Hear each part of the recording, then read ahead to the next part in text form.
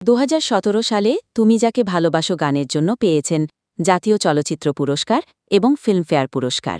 2025 সালে আবারও জিতে নিয়েছেন ফিল্মফেয়ার পুরস্কার। পুতুল সিনেমার ইতিমা গানটির জন্য 2025 সালে মনোনীত হয়েছিলেন একাডেমি পুরস্কারের জন্য। এছাড়াও পেয়েছেন প্রচুর সম্মান এবং শ্রোতাদের ভালোবাসা। দায়িত্ব সামলেছেন জি বাংলা সারিগামাপা রিয়েলিটি শোয়ের বিচারকের দায়িত্ব। সঙ্গীত জগতে উপহার দিয়েছেন একের পর এক হিট গান। এবার তার মুকুটে জুড়ল নতুন পালক, পেলেন মহানায়ক সম্মান। তিনি বাংলার প্রখ্যাত গায়িকা ইমন চক্রবর্তী। 24 জুলাই মহানায়ক উত্তম কুমারের প্রয়াণ দিবসে ধনধান্য অডিটোরিয়ামে ইমন চক্রবর্তীর হাতে মহানায়ক সম্মান তুলে দেন মুখ্যমন্ত্রী মমতা বন্দ্যোপাধ্যায়।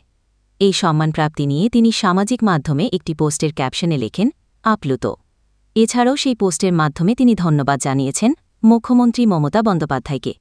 ইমন চক্রবর্তী ছাড়াও এবার এই সম্মান পেয়েছেন গায়ক রূপঙ্কর বাগচি, অভিনেত্রী Gargi Roychowdhury, makeup artist Somnath Kundu, production designer Ananda Addya এবং মহানায়ক শ্রেষ্ঠ সম্মানে ভূষিত হয়েছেন পরিচালক গৌতম ঘোষ। প্রসঙ্গত, মহানায়ক উত্তম কুমারের প্রয়াণ দিবসে চলচ্চিত্র ও অভিনয় জগতের বিশিষ্ট ব্যক্তিত্বদের মহানায়ক সম্মানে সম্মানিত করার সিদ্ধান্ত নেন মুখ্যমন্ত্রী মমতা বন্দ্যোপাধ্যায়।